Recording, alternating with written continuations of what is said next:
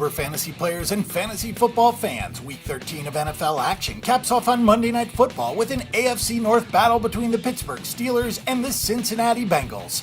Here are the players we recommend to start and sit on your Dober play cards for this Monday night matchup.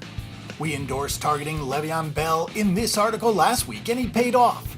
We're going back to the well again for this game, riding with the best running back in the game. The Bengals have given up 19.77 Dober fantasy points per game to running backs and have allowed 63 receptions to tailbacks this season, fourth worst in the NFL.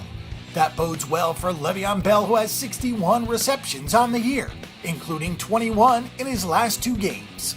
Seemingly every year, Ben Roethlisberger is good for a two-game stretch where he sets the league on fire and then goes into a lull.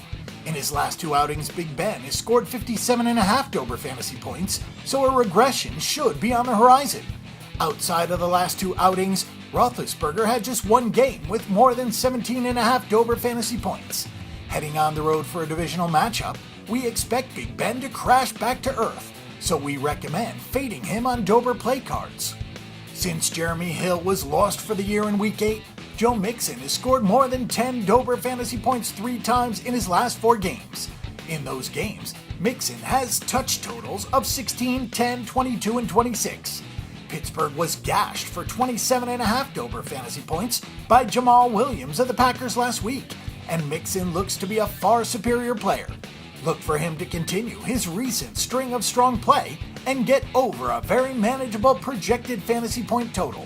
It's a dangerous proposition to fade a player as talented as AJ Green, but we're recommending to do just that this week. Green has scored more than 14.5 Dober fantasy points just 3 times this season, and he has failed to score that many points in his last 5 games.